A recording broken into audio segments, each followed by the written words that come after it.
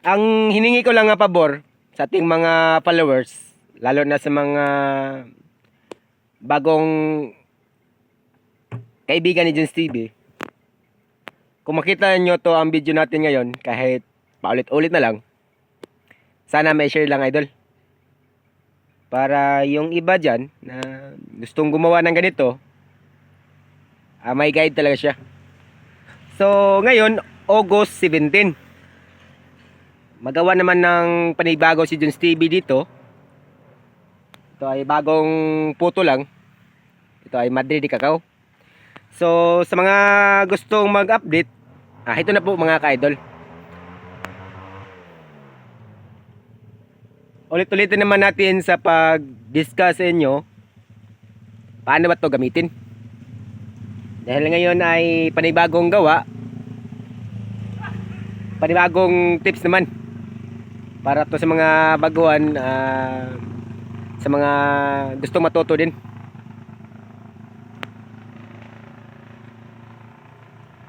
Para sa akin ngayon mga ka-idol, nung dati kasi na gumagawa si Jones TV dito dahil baguhan lang, yung mga tinuturo ko sa inyo dati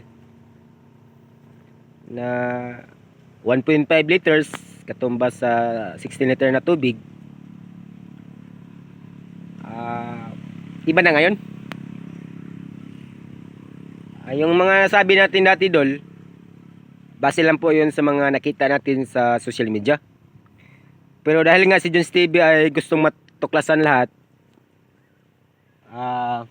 ang bawat galaw ko dito, pinag-obserbahan ko po dol. So ito ay actual talaga na ginagawa ko at actual ko nga sinashare sa inyo. So mga interesado dyan na kung paano gamitin to, ang masasabi ko lang po dito ngayon idol, nasa atin lang ang tamang timing.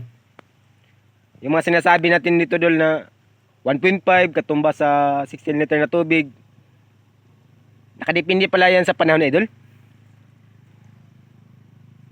Nung una kasi, ito makwento natin. Nung una kasi mga ka-idol, nung sinubukan natin tong Madrid Cacao, nung una natin gamit sa 1.5 katumbas sa 16 liter na tubig, yung mga nagawa na natin na Madrid Cacao, maganda lang yan idol sa tag-ulan. Pwede tayo mag-spray.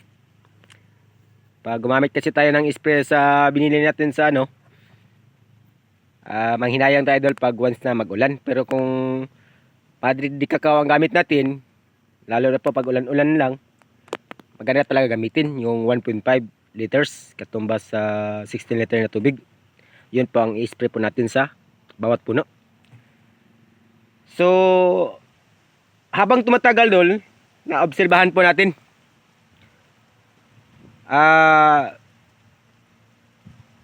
pangit dol kung 1.5 pa din yung i-spray natin na Madrid Cacao once na tag-init. Kasi yung dahon talaga, yung mga nag-comment sa akin minsan na dol, gumagamit daw sila ng ganito, pero yung dahon, kumulot yung dahon sa mga tanim nila. At natuklasan ko naman dol na naman natin yan, naka-encounter naman ako dyan. So doon ko na realize, doon ko na tuklasan na maganda talaga dyan, iba-iba yung timpla natin sa Madrid Cacao. Nasa atin lang dul. Minsan kasi pag gumagamit tayo ng ganito, ito ay abono talaga to. Ito ay organic fertilizer. Pero sa paggamit nito, nakadepende talaga sa tamang timing talaga dul. At ngayon, gusto ko lang malaman sa lahat, ay ginawa na to ni Jones TV ng abono, drenching sa bawat puno dol. Ito na po. Minsan magagamit naman ako ng triple 14, pero yung binili ni Jones TV dol na isang sako na triple 14, na-stock na po sa amin. So kadalasan talagang ginagamit ni Jones TV ngayon, ito na, Madrid Cacao. Kaya ang ginawa ko dito, ayun may gawa na rin yan. At saka bumili na rin ako ng container, dalawang piraso yan. May mga galon pa tayo naka-stock So, ganun na si Jones TV. Hindi naman ako madamot dol na hindi ko sinishare yung mga ginawa ko kasi naranasan ko dol na wala tayong alam. Nagtrabaho tayo ng ganitong garden. Halos lahat failure yung mga sacrifice natin. Kaya willing ko talaga i-share sa inyo dol ang aking mga natuklasan ngayon, ang aking mga natutunan about ito sa gardening. So sana ang video naman natin ngayon, panoorin nyo lang dol. Huwag nyo lang din mga i-scroll. O kaya i-scroll man lang tapos like para okay lang naman. Wala namang sapilitan dol. Pero sana isa puso nyo rin natin mga sinasabi. Kasi yung mga bawat sinasabi ko dito dol, galing talaga to sa akto na ginagawa ni Jones TV dito. Ito na talaga ang totoong buhay ni Jones TV ngayon. So hindi na natin ipahabaan yung kwento natin dol tungkol dito. Kasi panibago naman tong pag gumawa naman ulit si Jones TV, another vlog naman tayo dito. So ito na August 17. Ito na ngayon ang update. So maraming salamat sa mag-share dito sa ating video.